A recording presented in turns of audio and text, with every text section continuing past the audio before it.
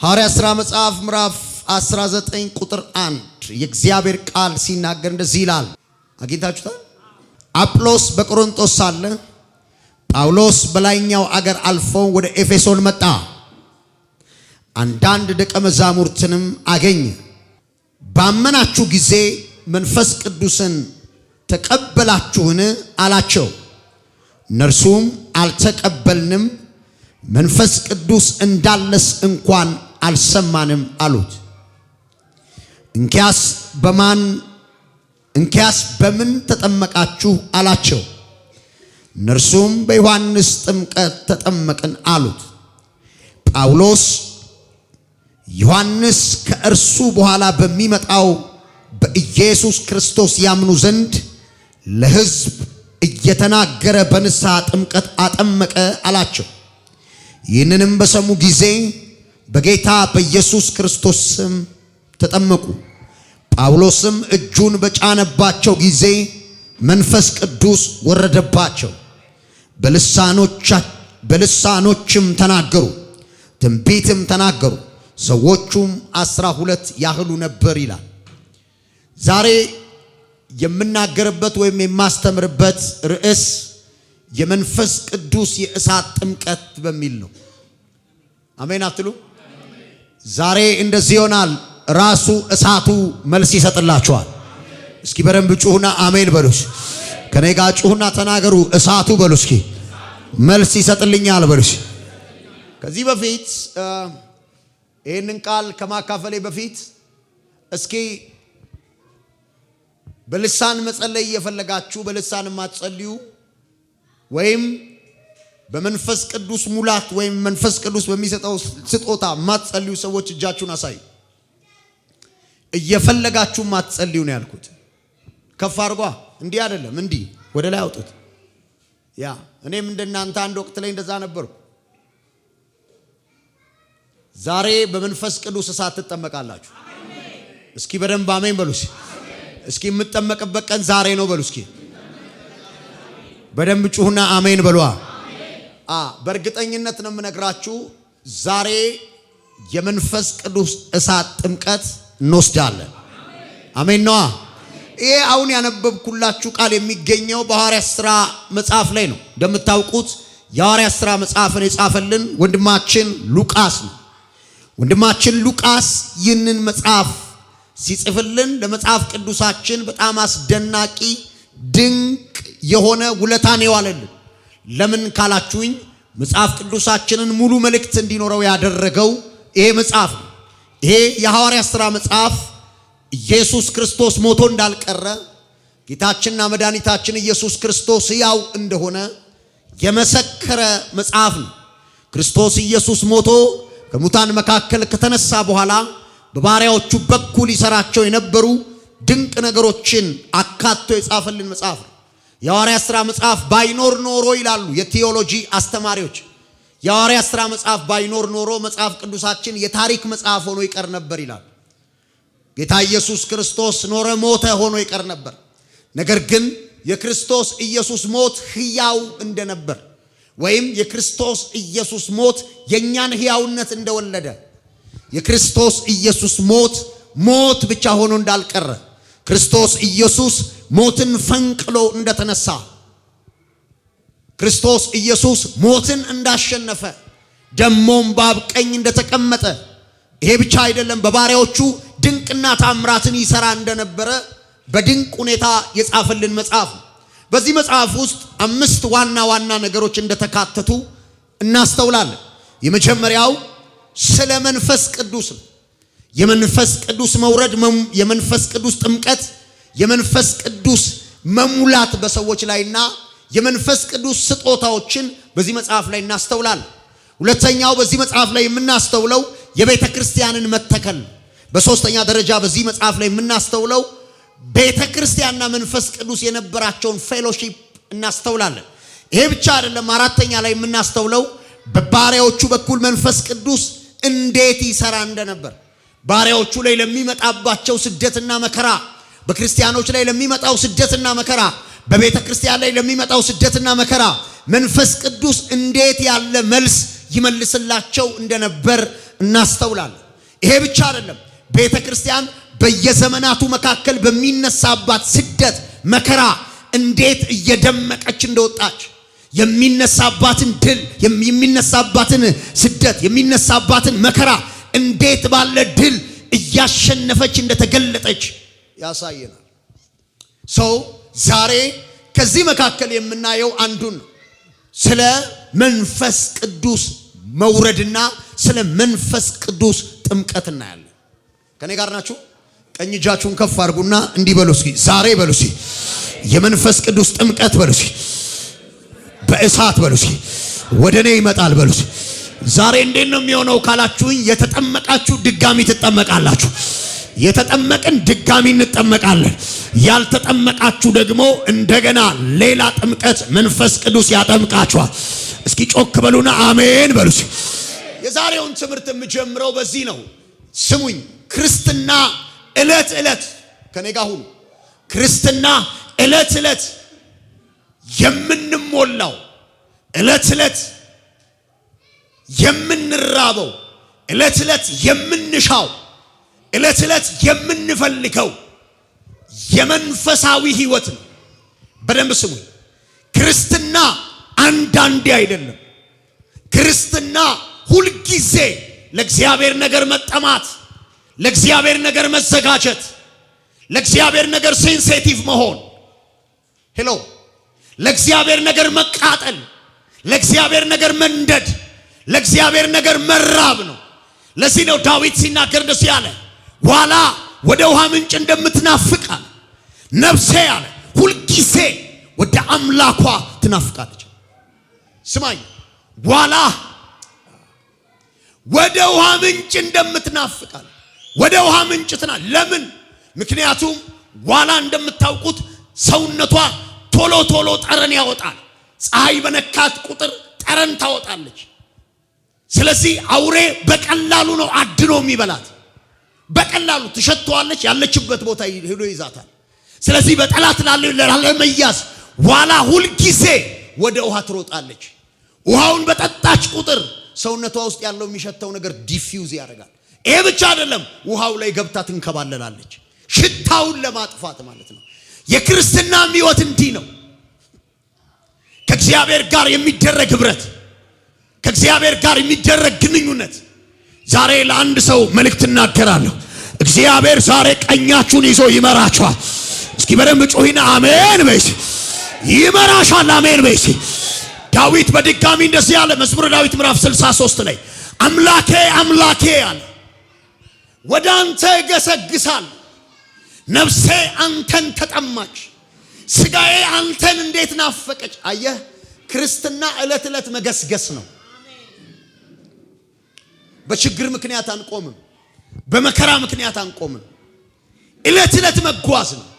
ጳውሎስ ለዚህ ነው ሮሜ መጽሐፍ ምዕራፍ 12 ላይ ቁጥር 11 ሲናገር ሁልጊዜ አለ በመንፈስ የምትቃጠሉ ሁኑ አለ። መቼ ሁልጊዜ በመንፈስ የምትቃጠሉ ሁኑ። ከጎናችሁ ያለውን ሰው በመንፈስ እንዴት ነህ በሉት። ጠይቁልኝ እስኪ በመንፈስ እንዴት ነህ በሉት። ይሄን ወቁ። ሌሎችን ማጠጣትና ማርካት የምትችሉት እናንተ ከጠጣችሁና ከረካችሁ በኋላ ነው። ያልጠጣና ያልረካ ሰው ሌሎችን ማርካት አይችልም። ክርስትና አስቀድሞ መጠጣት ነው። ክርስትና አስቀድሞ መርካት ነው።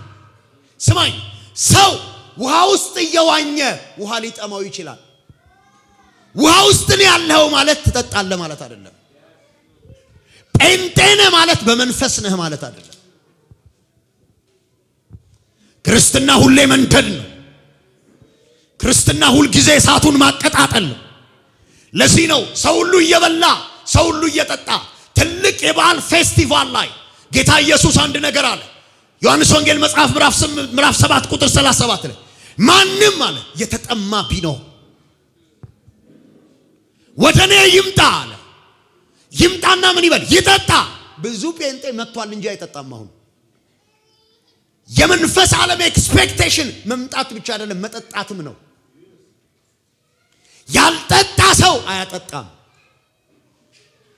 ይምጣና ይጠጣ አለ። ከሆዱ አለ የህይወት ውሃ ወንዝ ይፈልቃል። ሃዲያ ካዲያጋ የኔ ያለው አረጩና አሜን በለይሽ። ዛሬ አንድ ሰው ላይ ለብዙዎች በረከት የሚሆን የህይወት ውሃ ወንዝ በኢየሱስም ከውስጡ ይፈልቃል። አረ በደንብ ጩና አሜን በለይሽ። ለብዙዎች በርና በረከት የሚያደርግ እሳት ዛሬ ትቀበላላችሁ። ለብዙዎች በርና በረከት የሚያደርግ እሳት እጃችሁ ይገባል። ጩና እንደዚህ በል ዛሬ በልሲ እሳት በልሲ እቀበላለሁ በልሲ። ችግር አለ አዎ፣ ችግሩ ፊት ግን ማካቶፓ ይባላል። መከራ አለ አዎ፣ መከራው ፊት ግን ሻራ ማራ ይባላል። ጭንቀት አለ አዎ፣ ጭንቀቱ ፊት ግን ይዘመራል። የተዘጋ በር አለ አዎ፣ ዝጉ በር ላይ ግን ይሸበሸባል። ማን አመጣው ካልከኝ እሳቱ። ዛሬ ይሄ እሳት ትቀበላለህ። ክርስትናችን በምክንያት አይደለም። ከሞን ክርስትናችን በእሳት ነው። ዳቦ ያገኘን ቀን አንዘምርም። በር የተከፈተ ቀንማ አይደለም የምንዘምረው። የምንዘምረው መቼ ነው ካልከኝ እሳቱን የተቀበለን ቀን። ዛሬ እሳቱ ብቻ ያዘምራችኋል። መንፈስ ቅዱስ ዛሬም ይሰራል። እንደሚሰራ አንተ ምልክት ነህ። እናንተና ስላጨማለቁት ተበላሽቷል ማለት አይደለም። እሱ የማይበላሽ ግን ሁሉን የሚያስተካክል ነው። ማንም ቢያጨማልቀው እሱ አይበላሽም። ዛሬ አንድ ሰው አዲስ አሰራር ይዞ እዚህ ምድር ላይ ይገለጣል። አሰራር ከሰማይ የሚቀበሉ ልጆች አሉ። ሐሰተኞችን በትር የሚወጣ አሰራር፣ የሐሰተኞችን ወገብ የሚፈታ አሰራር፣ የሐሰተኞችን በር የሚዘጋ አሰራር። እንዲህ አይነት አሰራር ዛሬ እጃችሁ ይገባል። ጩና የእግዚአብሔር አሰራር በርሲ።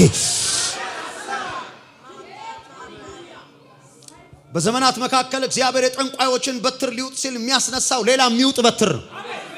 ማካታ ካያ ሐዋርያት ሥራ መጽሐፍ ላይ ሲናገር እንደዚህ ይላል። እንደ እሳት የተከፋፈሉ ልሳኖች እንደምን ምን ያሉ ምኖች ምን አሏቸው? እኔ በጣም ማንን ነው የምታምነው ካልከኝ ልሳኔን አምነዋለሁ። ሰምተኛ እግዚአብሔር ለኔ የሰጠኝ ልሳኔን በደንብ ነው ማለት ቫጋዳ ሃዳ ካፓራዳ ካልኩ ከደከምኩበት እነሳለሁ። ለመሰለኝ ያርለውም ሆሊ ስፒሪት ነው ይሄን ነገር የሰጠኝ። መንፈስ ቅዱስን አምነዋለሁማ ሌላ ጉዳይ ነው። እሱ ሌላ ነው፣ አምላክ ነው፣ እሱ ሌላ ጉዳይ ነው። ነገር ግን እጄ ላይ የማምነው አንድ ነገር አለ፣ ልሳን። አሜን በል። ዛሬ እንደዚህ ይሆናል። እሳት ትቀበላለህ። እስኪ እጅን ከፍ አድርግና እንደዚህ በል፣ እሳቱ እያለ በልስ አልሸነፍም በልሽ። የሰይጣን የመጀመሪያው ስራ ምን ማድረግ ነው ታውቃላችሁ? እናንተ ልሳን እንዳታወሩ ማድረግ። ለምሳሌ ልሳን ካወራ ትበረታለህ፣ እንደምትነሳበት ያውቃል።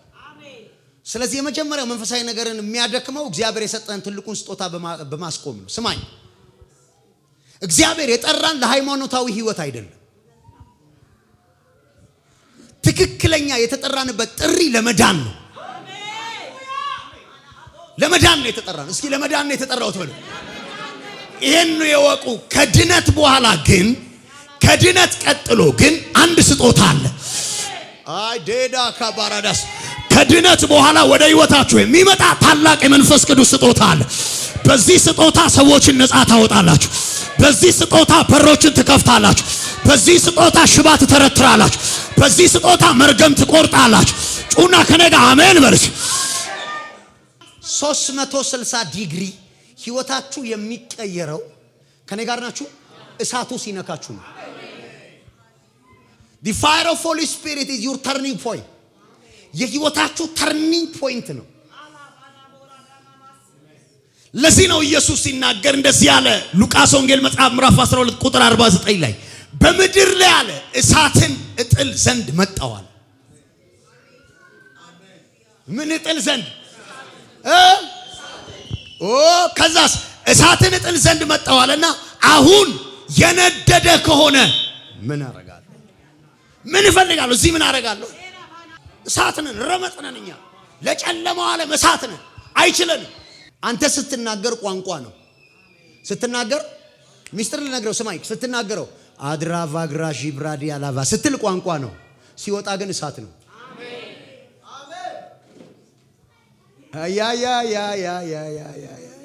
መጽሐፍ ላይ መንፈስ ቅዱስ ራሱን በተለያየ መንገድ ገልጧል።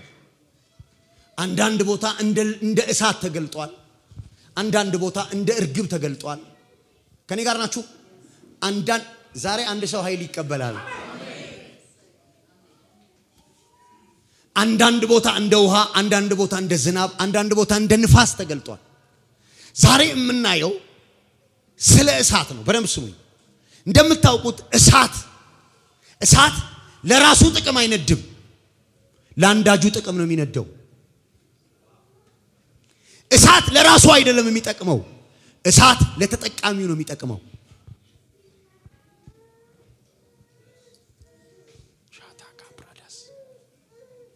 ውስጣችሁ ያለው የመንፈስ ቅዱስ እሳት ሌሎችን ወደ እግዚአብሔር ሕይወት ለማምጣት ይጠቅማል።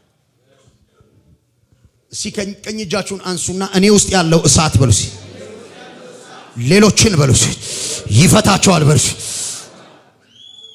የትኛውም ትልቅ የሚባል ነገር ጊዜ ስጪው እንጂ ጊዜ ስጣው እንጂ እሳት ፊት ከቀረበ ይበላል። ዛሬ እጆቻችንን እንጭንባችኋለን። ልክ እጆቻችንን ስንጭንባችሁ የጨለማውን ቤት የምታፈርሱበትን የመንፈስ ቅዱስን እሳት ዛሬ ትቀበላላችሁ። እስኪ አንድ ሰው ከኔ ጋር ጮሆ እቀበላለሁ ይበልስ። ግዴላችሁም ተናገሩ ዛሬ በሉሲ።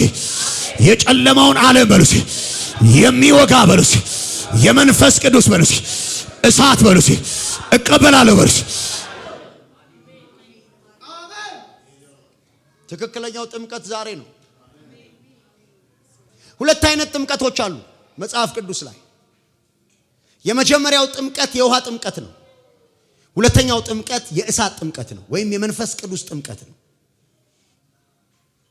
የውሃ ጥምቀት የምንለው ሮሜ መጽሐፍ ምዕራፍ 6 ላይ ወንድማችን ሰለ ያወጣልኛል ቁጥር 2 ላይ የውሃ ጥምቀት የምንለው ከክርስቶስ ጋር ሞቱን እና ትንሣኤውን የምንተባበርበት ስርዓት ነው። የዮሐንስ ጥምቀት የንስሐ ጥምቀት ነው፣ ለኛ አልተሰጠም።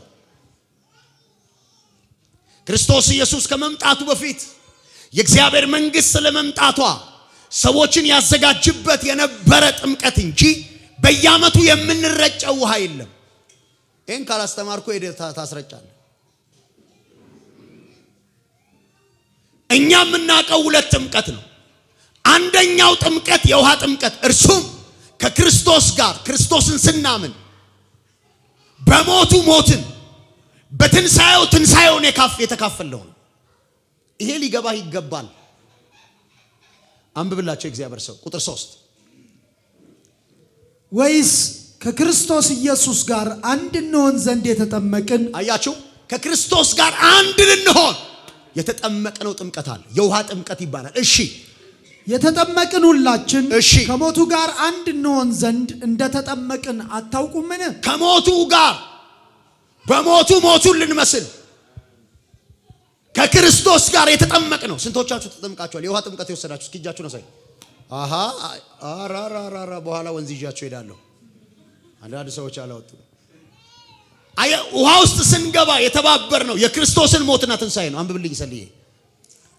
እንግዲህ እሺ፣ ክርስቶስ በአብ ክብር ከሙታን እንደተነሳ እንዲሁ እኛም በአዲስ ሕይወት እንድንመላለስ ከሞቱ ጋር አንድ እንሆን ዘንድ በጥምቀት ከእርሱ ጋር ተቀበርን። አያችሁ፣ በሞቱ ተቀበርን አለ። አንድ እንሆን ዘንድ ከዛ ምን ይላል ሰልዬ? ሞቱንም በሚመስል ሞት ከእርሱ ጋር ከተባበርን ትንሣኤውን በሚመስል ትንሣኤ ደግሞ ከእርሱ ጋር እንተባበራለን። አየህ፣ ሞቱን በሚመስል ሞት ከእርሱ ጋር ከተባበርን ትንሣኤውን በሚመስል ትንሣኤ ደግሞ ከእርሱ ጋር እንተባበራለን። ልክ ውሃ ውስጥ ስትገቡ የተካሄደው ነገር ምንድነው ካላችሁኝ፣ ሞትን። ልክ ስንነሳ ክርስቶስ ከሙታን መካከል እንደተነሳ ከእሱ ጋር አብረን አዲሱን ሰውነት ለብሰን ተነስተናል። ኧረ አሜን በሉ። ሁለት ሰው ጮህ አሜን ይበለኝ። ይሄ ጥምቀት ስርዓት ነው። ሌላ ጥምቀት ግን አለ። አንዴ ነው ጥምቀት። ይሄን ወቅ በኢየሱስ ክርስቶስ ስታምን በውሃ የምትጠመቀው ጥምቀት በሞቱ ሞትን በትንሣኤው ትንሣኤውን ለመተባበር የምናደርገው ስርዓት ነው። የመንፈስ ቅዱስ ጥምቀት ግን ከዚህ ይለያል። ሁለተኛው ጥምቀት ማለት ነው። የእሳት ጥምቀት ይባላል። እሱ ካታካሻፓያ ይሄኛው የእሳት ጥምቀት አንዳንድ ቀን አይደለም፣ አንዴም አይደለም፣ ሁሌ ነው። ኧረ አሜን በል። ለዚህ ነው ጳውሎስ ምን አለ? ሁልጊዜ አለ በመንፈስ የምትቃጠሉ ሁኑ የምትቃጠሉ። ምን ማለት ነው? ሁሌ መንፈስን ተሞሉ እያለ ነው ወንድማችን። ለዚህ ነው ማቴዎስ ወንጌል መጽሐፍ ምዕራፍ 3 ቁጥር 11 ላይ ሲናገር እኔስ አለ ጳውሎስ ለንስሐ በውሃ አጠምቃችኋለሁ አለ። ከኔ በኋላ የሚመጣው ግን እሱ ይበረታል አለ። ልክ ነኝ? እርሱ በመጣ ጊዜ አለ በመንፈስ ቅዱስ እሳት ያጠምቃችኋል አለ። ሻላ ያላ ያዳስ ዛሬ ራሱ አጥማቂው ነው የሚቆመው። ኧረ አሜን በሉ እስኪ። በእሳት መጠመቅ ማለት ምን ማለት መሰለ? አቤት እኔ ራሴ ዛሬ እጠመቃለሁ። ዝግጁ ናችሁ? ስንት ሰው ዝግጁ ነው?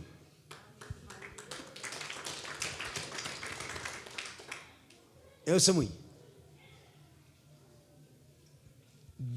የመንፈስ ቅዱስ የእሳት ጥምቀት ማለት የመንፈስ ቅዱስ ሙላት ማለት ነው። ይኸው ፈታሁት። ሙላት ማለት ነው። በመንፈስ ቅዱስ መሞላት ማለት ነው። በመንፈስ ቅዱስ የምንሞላው ደግሞ አንዴ አይደለም። በቃ አንዴ ሬሌቬ ጄሌቬ ብያለው አሁን በቅቷል። የለም የአንዳንድ ሰው ልሳን ይዩት። አንዳንድ ሰው ልሳኑ ሬቬሌኔ በቃ በየአመቱ ሬሌቬኔ ሬጄሌቫና ጋቡራባዳ የሚሆነው ስትናገር ነው። ቶሎ ቶሎ መሞላት ይባላል። አዳሃዳካዳስ የሆኑ ሰዎች ዛሬ ለሆነ ክብር በኢየሱስ ስም ይታጫሉ። አንድ አብሮኝ የሚጸልይ ልጅ ነበር። አፋር አሻር በሙሉ ወንጌል ቤተክርስቲያን ላይ ያለው አብሮኝና ሁል ጊዜ እኔ ስጸልይ ጸሎቴ አንድ ነበረች። የመጀመሪያ የተቀበልኳት ልሳን ቤዝባንታራሞስ አልረሳትም። ቤዝባንታራሞስ ስላለ ሁሌ ቤዝባንታራሞስ ልና ቆማለሁ እና አንድ ቀን ዞር አለና ምንድነው ሁሌ ቤዝባንታራሞስ የምትልብኝ? እስኪ አሁን ከዚህ በኋላ ልሳን ይደጋልና እጄን ይዞኝ መጸለይ ጀመርን። ያኔ ወዳጄ ወፍራም ነኝ፣ 112 ኪሎ አካባቢ ነኝ። በጌታ ፊት ነው የምነግርህ፣ መነሳት ነው የሚያቅተኝ። ይኸውልህ የዛን ቀን እላዬ ላይ ከወረደው ነገር የተነሳ ጠቅላላ ፊቴ ምን እንዴት እንደሆንኩኝ አልነግርህ። ዛሬ እንደዚህ ይሆናል። አንዳንዶቻችሁ አዲስ ልሳን ትቀበላላችሁ። አዳሃዲጋዳሃዳጋዳ እስኪ ጩና ዛሬ በልሲ አዲስ ልሳን በልሲ ጩና እቀበላለሁ በልሲ። ሐዋርያት ሥራ መጽሐፍ ላይ የጴንጤቆስጤ በነበረ ቀን ይላል አይደል? በዛ ቀን ከላይ እንደሚነጥቅ አውሎ ንፋስ ምን መጣ ይላል? ድምጽ መጣ ይላል። ስሙኝ፣ ከዛን ቀን ጀምሮ ሰዎች በመንፈስ ቅዱስ ይጠመቃሉ። እስኪ አሜን በሏ። በክርስትና ውስጥ 3 ደረጃዎች አሉ። 3 የመንፈስ ቅዱስ ደረጃዎች አሉ፣ አሰራር ደረጃዎች። የመጀመሪያው ምንድነው ካላችሁ መቀበል ነው። ሁለተኛው መጠመቅ ነው። ሶስተኛው መሞላት ነው። መቀበልና መጠመቅ አንድ ላይ ልትቀበሏቸው ትችላላችሁ። ልክ እንደነ ጳውሎስ ተቀበሉ፣ ተጠመቁ። ሙላቱ ግን እንደነ ጴጥሮስ ማለት ነው። ሙላቱ ግን የቀጠለው መቼ ነው? ከመንፈስ ቅዱስ ጋር በሚኖራቸው ፌሎሺፕ ነው። እሱ ይቀድሰናል፣ እሱ ይለውጠናል፣ እሱ ይቀይረናል፣ እሱ ያሳድገናል። እስኪ ጮክ በሉና ያሳድገኛል በሉ። ስለዚህ ምን እያወራን ያለው? ቅድም ያነበብኩላችሁ የሐዋርያት ሥራ መጽሐፍ ላይ ስንመለስ አጵሎስ በቆሮንቶስ እያለ ጳውሎስ ወደ ኤፌሶን እንደሄደ መጽሐፍ ይነግረናል። ኤፌሶን ሲሄድ የሚዘምሩ ሰዎች አሉ፣ ቃል የሚማሩ ሰዎች አሉ፣ ጥቅስ የሚጠቅሱ ሰዎች አሉ። ነገር ግን ጠጋ ብላችሁ ስትመለከቷቸው ክርስቲያኖች አይደሉም። ክርስትና ጥቅስ የመጥቀስ ጉዳይ አይደለም። እኔ አንድ ቤተ ክርስቲያን የኢየሱስ ነች ብዬ የምለው እዛ ቤተ ክርስቲያን ውስጥ የመንፈስ ቅዱስ ስጦታዎች ሲንቀሳቀሱ ሳይ ነው። ምክንያቱም የክርስቶስ ቤተ ክርስቲያን የምትታተመው በምንድን ነው ካላችሁኝ፣ በመንፈስ ቅዱስ ነው። የመንፈስ ቅዱስ ስጦታዎች ባሉበት ቦታ ሁሉ ያቺ ቸርች የኢየሱስ ናት። አሜን በሉ። ስጦታው ያስፈልጋችኋል። ስጦታው የሱ መሆናችሁን ነው የሚናገረው። ስለዚህ ጳውሎስ መጣን እንደዚህ አለ፣ ባመናችሁ ቀን አላቸው መንፈስ ቅዱስን ተቀበላችሁን አላቸው። ኦሮ እኛ እንዳለስ እንኳን አልሰማንም። አንዳንድ ሰው ልሳን ሲነገር ግራ ይገባዋል። ዴላባራ ዲያላባ ሰዎች ትንቢት ሲናገሩ ግራ ይገባዋል። ወንጌል ቆመው ሰዎች ሲናገሩ ይህን ድፍረት ከየት አመጣው ይላል። የመንፈስ ቅዱስ ስጦታዎችን ይዘው ሰዎችን እየፈወሱ ሲያገለግሉ ግራ ይገባዋል።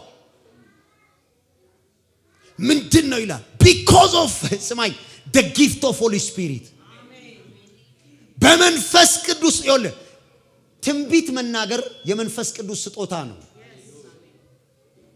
ልሳን መናገር የመንፈስ ቅዱስ ስጦታ ነው። እስኪ አሜን በሉ። አጋንንት ማውጣት የልጅነት ስጦታ ነው።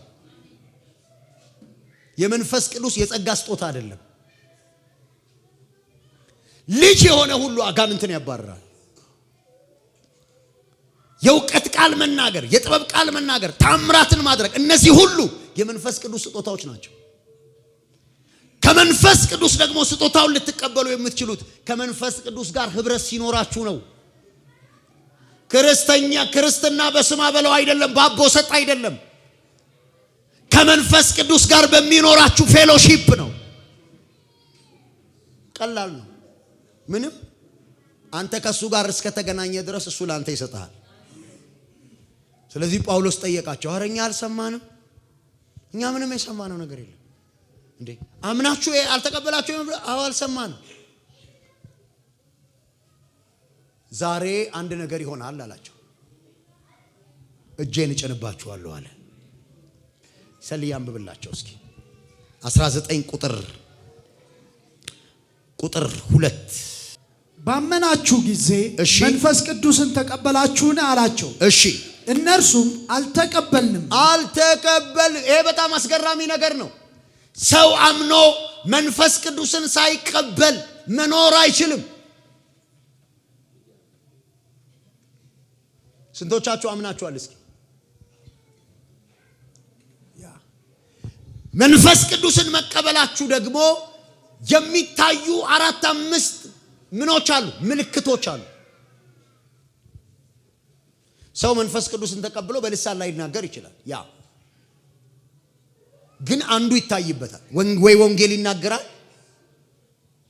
ግልጽ ነኝ፣ ወይ ትንቢት ይናገራል፣ ወይ ደግሞ ከእግዚአብሔር ጋር ጠንካራ ፌሎሺፕ ይኖረዋል። እኔ ግን እንዲህ ነው የምለው፣ አንዱም አይቅርብኝ። እስኪ ከኔ ጋር በሉ፣ አንዱም አይቅርብኝ በሉ። ሰልይ አንብብላቸው። ከዛስ አልተቀበልንም። እሺ መንፈስ ቅዱስ እንዳለ እንኳ አልሰማንም እንዳለ እንኳ። እሱ ለነቢያቶች ነው፣ ለኛ አይደለም። ማን ያለው? who said so?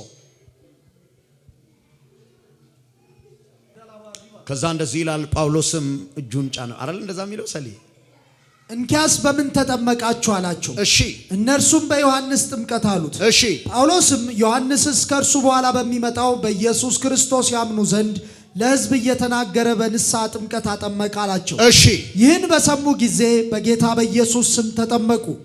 ጳውሎስም እጁን በጫነባቸው ጊዜ መንፈስ ቅዱስ ወረደባቸው፣ በልሳኖችም ተናገሩ፣ ትንቢትም ተናገሩ። እጃችሁን ከፍ አድርጉና ዛሬ እጠመቃለሁ በሉ። የእግዚአብሔር ሰው ለመጠመቅ ምንድነው ማድረግ ያለብኝ? ለመጠመቅ ስምዖን መጣና እነ ጴጥሮስ ጋር አንድ ነገር ጠየቃቸው። ይሄ እጄን የምጭንበት ሰው ሁሉ አለ የመንፈስ ቅዱስ ስጦታን እንዲቀበል አለ ይሄው ገንዘብ ስጡኝ አላቸው።